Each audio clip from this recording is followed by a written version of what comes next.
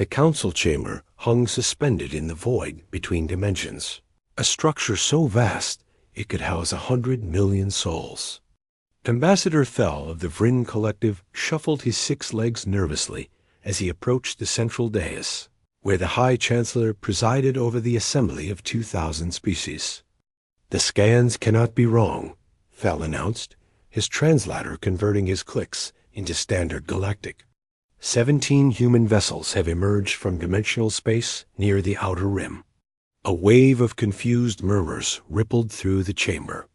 High Chancellor Voss, a being of pure crystalline thought housed in a containment sphere, pulsed with amber light. Impossible. The humans were exterminated 3 millennia ago. Their world was rendered into dust. Nevertheless, they are here, Thel insisted, projecting the sensor data onto the holographic displays that materialized before each delegate. Their ships bear no resemblance to any known technology. They do not use quantum drives or antimatter cores. Our scientists cannot even determine their method of propulsion. Counselor Brace of the Torvan Empire rose from his seat, his massive form casting shadows across the chamber floor. "Then we shall destroy them as we did before." The humans were a pestilence, spreading their chaotic influence across peaceful systems. Their elimination was necessary for galactic stability. 3,000 years prior, the Council had made its decision. Humanity had been judged too dangerous, too unpredictable, too willing to challenge the established order. When Earth refused to submit to galactic law, when humanity rejected the limitations placed upon their expansion and technological development, the Council had acted. 47 dreadnoughts had reduced Earth to rubble. Orbital platforms ensured no human colony could survive. The species was to be wiped from existence. Or so they believed. Admiral Cade stood on the bridge of the Vindication, watching the swirling energies of dimensional space collapse behind his fleet. His eyes, augmented by technology that made them gleam with an inner light, surveyed the tactical displays with cold precision. "All ships reporting successful transition," his second officer reported. "We are exactly where we need to be." Cade nodded slowly. 3,000 years. 3,000 years of survival in the spaces between realities, of building and adapting and becoming something more than what they had been. The survivors had numbered fewer than 40,000 when they escaped through the experimental gateway, watching their homeworld burn behind them. They had emerged in a place where normal physics held no sway, where time flowed differently, where necessity had forced them to evolve or perish. They had chosen evolution. "Send the message," Cade ordered. "Let them know we remember." The Galactic Council received the transmission within the hour. It was simple, direct, and delivered in perfect galactic standard. "You sought to erase us. You failed. Now we return what you gave us." High Chancellor Voss immediately convened an emergency session. Military commanders from across the galaxy gathered their forces, assembling the largest fleet in Council history. 15,000 warships converged on the coordinates where the human vessels waited.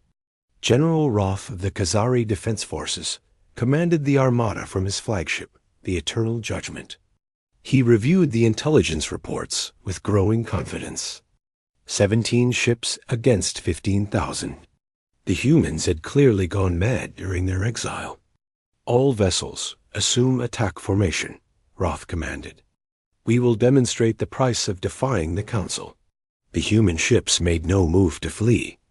They simply hung in space, sleek vessels of midnight black that seemed to absorb all light that touched them. No weapons ports were visible. No shields flickered into existence. Roth gave the order to fire. 3,000 particle cannons unleashed their fury simultaneously. Missiles by the tens of thousands streaked across the void.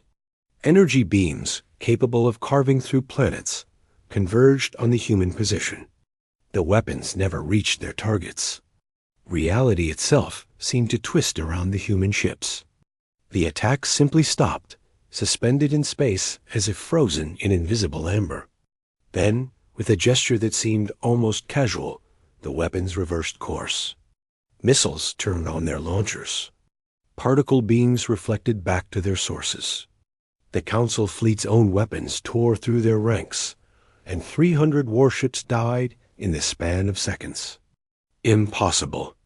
Roth screamed, watching his tactical displays collapse into chaos.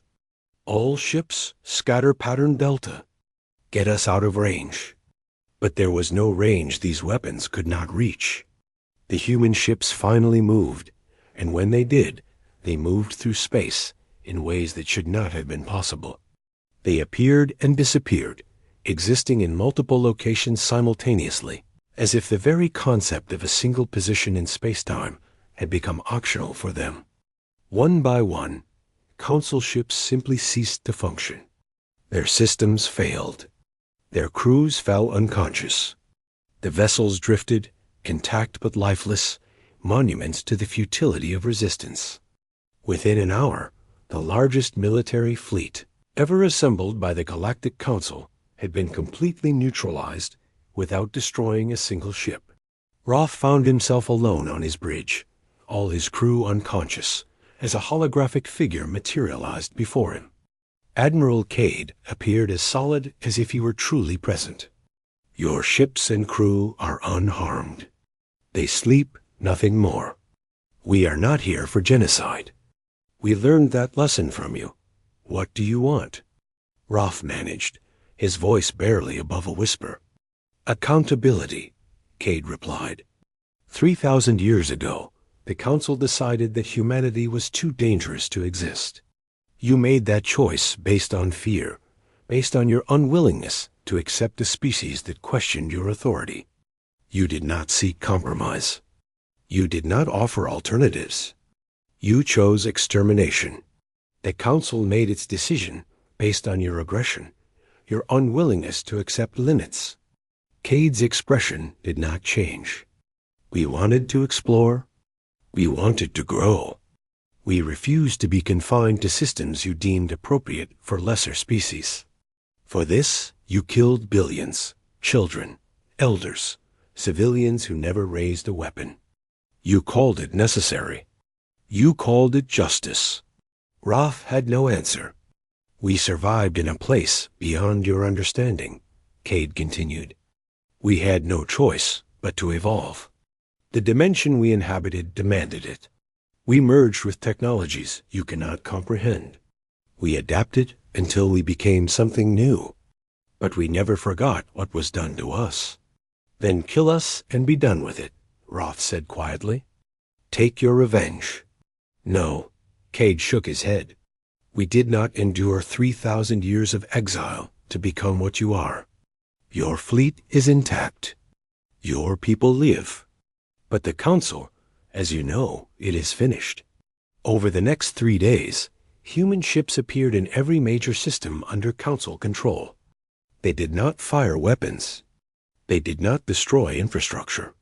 Instead, they simply demonstrated their superiority over every defensive measure the galaxy could muster.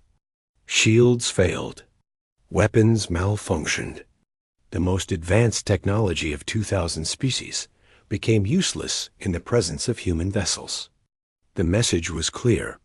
The balance of power had shifted absolutely. In the Council chamber, High Chancellor Voss addressed the assembly one final time. His crystalline form pulsed with colors that conveyed resignation and acceptance. They have given us a choice.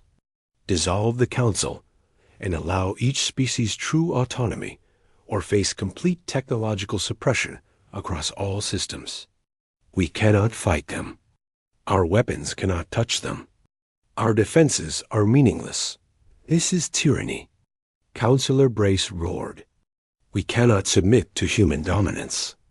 They do not seek dominance, Ambassador Thel said quietly, reviewing the terms humanity had transmitted. They seek justice. They demand the Council be held accountable for genocide. They demand that no species ever again have the authority to exterminate another. They offer a new framework, one where each civilization governs itself, where cooperation is voluntary, where might does not grant the right to destroy the different. The vote took place over 7 days. In the end, the result was unanimous. The Galactic Council dissolved itself, reforming as a voluntary association with no authority to enforce its will through military means. Reparations would be paid to humanity, though how one compensated for the destruction of an entire world remained unclear. Admiral Cade returned to the Bridge of the Vindication as his fleet prepared to depart. His second officer approached with a question that had been on everyone's mind. "What now, sir?" "We have achieved our objective. Do we return to dimensional space?" Cade looked out at the galaxy, at the thousands of stars visible beyond the viewport. "No, we return home. Or rather, we build a new home. There are 43 suitable worlds in systems unclaimed by any species. We will rebuild. We will rejoin this galaxy, not as conquerors, but as equals. And if they attack us again?" "They won't," Cade said with certainty. "They understand now what we became in our exile. They understand that we could have destroyed them all, and we chose mercy. That choice will define our relationship with the galaxy for generations to come. We were nearly erased for being different. We survived, and we returned not to erase them in turn, but to ensure that what happened to us never happens to anyone else." The 17 human ships vanished from Council space as mysteriously as they had arrived. Behind them, they left a galaxy forever changed, forced to confront the consequences of its past actions, and to build something new from the ash.